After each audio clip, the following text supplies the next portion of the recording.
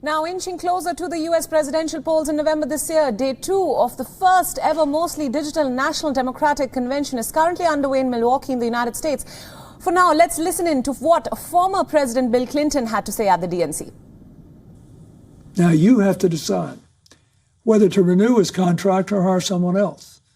If you want a president who defines the job as spending hours a day watching TV and zapping people on social media, he's your man. Denying, distracting, and demeaning works great if you're trying to entertain or inflame. But in a real crisis, it collapses like a house of cards. COVID just doesn't respond to any of that. To beat it, you've got to actually go to work and deal with the facts. Our party is united in offering you a very different choice. A go-to-work president, a down-to-earth, get-the-job-done guy, a man with a mission to take responsibility, not shift the blame. Concentrate, not distract. Unite, not divide. Our choice is Joe Biden. Joe helped bring us back from a recession before, and he can do it again. In 2009, Barack Obama and Joe Biden started with the worst economy since the Great Depression. And when they were done, they delivered more than 6 straight years of job growth. What did Joe do? He accepted responsibility for implementing the Recovery Act. His work created a lot of new jobs and started many new companies in communities across our country. Now Joe's committed to building America back again. How?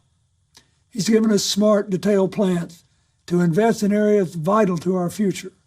Innovative financing for modern factories and small businesses, good jobs in green energy and conservation to combat climate change, a modern infrastructure that brings small town and rural America the connectivity and investment others take for granted, and a plan to ensure that Black Americans, Latino Americans, Native Americans, women, immigrants, and other communities left behind are full participants in our economy and our society.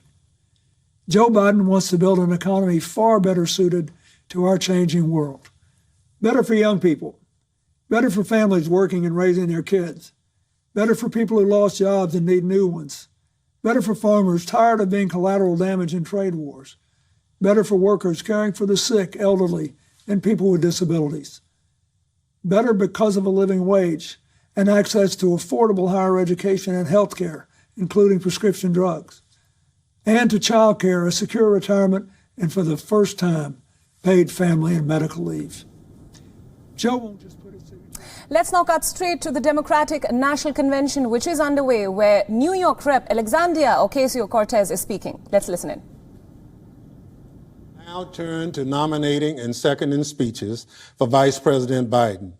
In a moment, we'll hear from Senator Chris Coons, who holds the Delaware Senate seat once held by the Vice President, and Representative Lisa Blunt Rochester, my colleague in the House. But first, we'll hear from Jacqueline Asby, a working American who met Joe Biden in a most unexpected... Now, we'll bring you more live updates of the DNC, which is underway in Milwaukee. But for now, for more details on this first of its kind Democratic Convention, our correspondent Jagriti Dave is joining us live from Washington, D.C. Welcome, Jagriti. Now, the second night of the Democratic Convention is underway, and there's quite an action-packed lineup. Former President Bill Clinton, a former Second Lady Jill Biden, and many more. So what can we expect? We know that Bill Clinton has made some high-profile remarks. Yes, it's the second day, as you say. There's lots of very high-profile speakers. Yesterday, we saw this sort of opposition between a mixture of lawmakers, high-profile speakers, and Michelle Obama keynoting last night and ending the day with ordinary Americans. And today, we saw...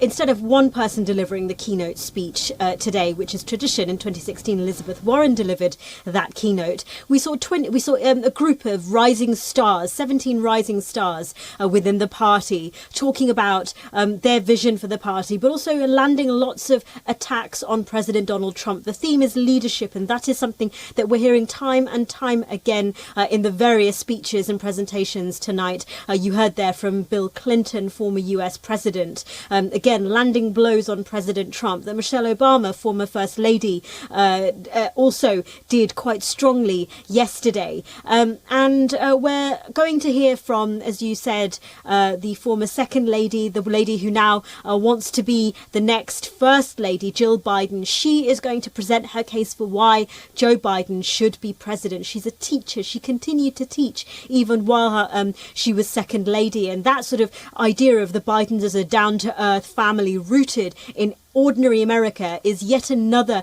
example of how they're trying to set Joe Biden apart from Donald Trump. President Trump, of course, has been on the attack on Twitter, responding to Michelle Obama's criticisms where she said Donald Trump was in over his head. And so it's likely that he will continue to respond to these criticisms. But the theme of leadership and the ongoing look at the administration's handling of the coronavirus pandemic, as well as other issues that have affected the United States. Right. Now, Jagrati, one person that everybody has been waiting to hear from was New York Rep. Alexandria Ocasio-Cortez. And let's listen into some of her remarks at the DNC before I ask my next question. Good evening, bienvenidos, and thank you to everyone here today endeavoring towards a better, more just future for our country and our world.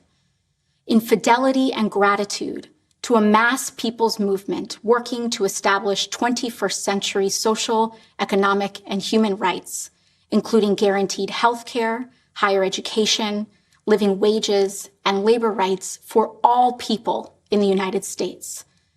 A movement striving to recognize and repair the wounds of racial injustice, colonization, misogyny, and homophobia, and to propose and build reimagined systems of immigration and foreign policy that turn away from the violence and xenophobia of our past.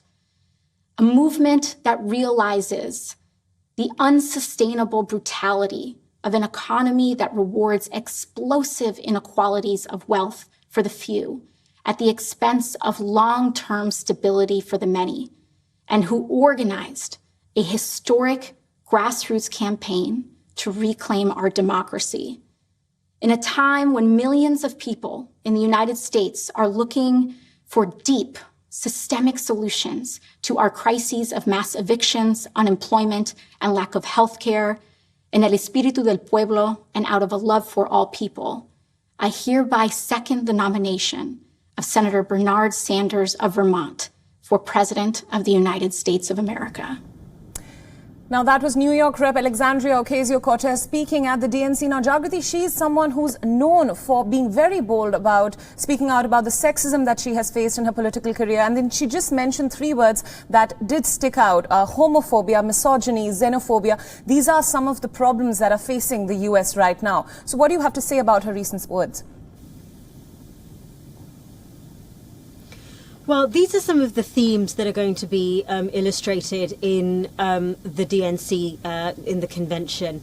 The issues that the Democrats are arguing are dividing America at the moment on the lines of race, on the lines of various other identity rights, on the lines of sexual equality, on the lines of gender equality. And this is something that a message that the Democrats clearly want to promote. Joe Biden and the Democrats are going to heal those divisions. Now, the Democrats themselves have divisions of their own. They were most stark in 2016 between the progressives and the moderates, between the left and the moderates within the party. And that is something that they are trying to show is that they have healed within their own party. So that's why you have figures like Alexandria Ocasio-Cortez. You had Senator Bernie Sanders speaking yesterday at the same time as former Republican lawmakers and long-time Republican voters explaining why they are choosing to vote for Joe Biden rather than for Donald Trump. But that is a difficult tightrope for the Democrats and for Joe Biden to walk. On the one hand, he's got to convince Bernie Sanders and supporters and those like Alexandria Ocasio-Cortez that he is willing to embrace more left-wing policies. But at the same time, he's got to reassure Republicans and independents and those who might be undecided, but more to the centre or the centre-right, that he's not going to be drawn in by left-wing policies and left-wing agendas. That is a very difficult tightrope to walk. So And it'll be interesting to see over the next 4 days whether the Democrats will be able to maintain that narrative that they are able to be a broad church and that they are going to heal divisions within the country as well as the divisions that have riven it themselves, the party itself. Right. Just focusing on the Democratic Party for now, we know that earlier they wanted Bernie Sanders to be their presidential candidate, and now, of course, it's Joe Biden. And there's a lot of speculation that there's rumors of a split between the party, and they don't really care about young voters. So can we just discuss that for a bit? Well, it's one of the interesting things is that those on the left are sort of talking about the importance of young voters, but the party itself, both Republicans and Democrats, young voters are obviously very important to them. They are the future generations of people who will vote. But there's an issue of turnout with young voters. And actually, one of the interesting things in the primaries is that Joe Biden was catching a lot of older voters, which is traditionally was seen to have been Donald Trump's catchment, his base. And so it's again one of those splits, one of those divisions. How do you appeal to younger voters as well as older voters? The challenge, the perennial challenge of any election. Right. Now, my final question, let's talk about the current US president who has retorted against Michelle Obama's powerful speech yesterday where she heavily critiqued his presidency. And Trump has said, and I'm quoting, "Somebody please explain to Michelle Obama that Donald J. Trump would not be here in the beautiful White House if it weren't for the job done by your husband, Barack Obama." Those are Trump's words. So how are his scathing remarks being perceived in the US? Well, this isn't anything new. President Trump has regularly attacked the Obama administration. He uses, you look at something like NAFTA, which was a deal that was, or the Iran nuclear deal, anything that was conducted under the oversight of the Obama administration, President Trump was criticized as being the worst deal ever. And so this isn't anything new, this narrative that actually his success is due to the failures of the Obama administration in his view. Now, that is his line of attack, but that is within the Democrats, of course. Michelle Obama and Barack Obama are incredibly popular figures who, you just look at the response to Michelle Obama's speech on the first night, closing out the first night of the convention, and the sort of the rapturous response that she's had to it. So we're likely to see, more as the criticisms of President Trump continue to build as a theme during the convention for the Democrats. You're going to see continued criticism in return from President Trump and his administration. Right. All right, Jagriti, thank you so much for joining us and for all your inputs on this story.